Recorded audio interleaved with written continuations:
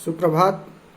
और आप सब अच्छे होंगे, इसी उम्मीद के साथ आप लोगों को ऑनलाइन क्लास के अंतर्गत आज पहला पाठ काव्य खंड में जो संकलित है रैदास को हम प्रारंभ करेंगे। सर्वप्रथम हम रैदास जी का जीवन परिचय को समझने का प्रयास करेंगे, उनकी जीवनी के बारे में जानेंगे। रैदास नाम से प्रसिद्ध संत कवि रविदास जी का जन्म सन 1388 ईस्वी में वाराणसी में हुआ था। ये मूर्ति पूजा, तीर्थ गमन यानी मूर्तियों की पूजा करना, किसी तीर्थ यात्रा में जाना इत्यादि के विरोधी थे।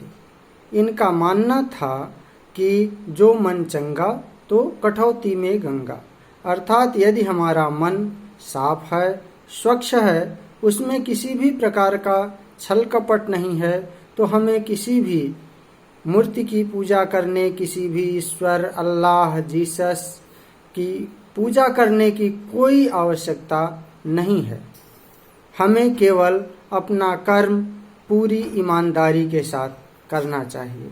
यही कारण है कि ये इतने बड़े संत होते हुए भी अपना मोची का काम करते थे, अर्थात बनारस में घाट के किनारे बैठ करके ये जूतों को सिला करते थे। इनकी प्रतिभा से प्रभावित होकर के उस समय के तत्कालीन शासक, उस समय के जो तत्कालीन शासक थे सिकंदर लोदी, उन्होंने इन्हें दिल्ली अपने महल में भेंट करने के लिए बुलाया था। रविदास जी की रचनाओं में मूल रूप से व्यवहारिक ब्रज भाषा का प्रयोग किया गया है, किंतु उनकी रचनाओं में अवधी, राजस्थानी, खड़ी बोली तथा उर्दू फारसी के भी शब्द जहाँ तहाँ आपको दिखाई दे जाएंगे। रविदास जी के 40 पद सिख धर्म की प्रसिद्ध पुस्तक गुरु ग्रंथ साहिब में संकलित हैं। गुरु ग्रंथ साहिब, जैसा कि आप सभी जानते हैं कि उसे सिख धर्म में गुरु का दर्जा मिला हुआ है। रविदास जी के हमारे कक्षा 9 के पाठ्यक्रम में 2 पद संकलित हैं।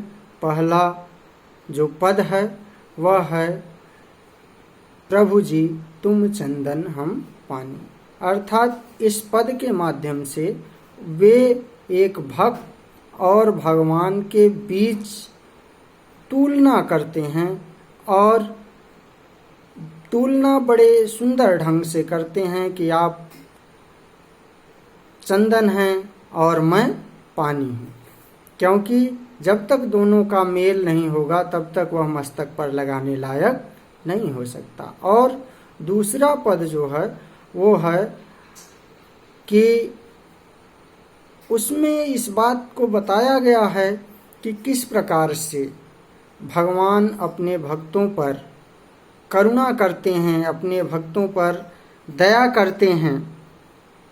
तुझ बिन कौन करे, वो दूसरे में सारी चीज़ों का करता धरता अपने ईश्वर को मानते हैं। तो आज के लिए बस इतना ही।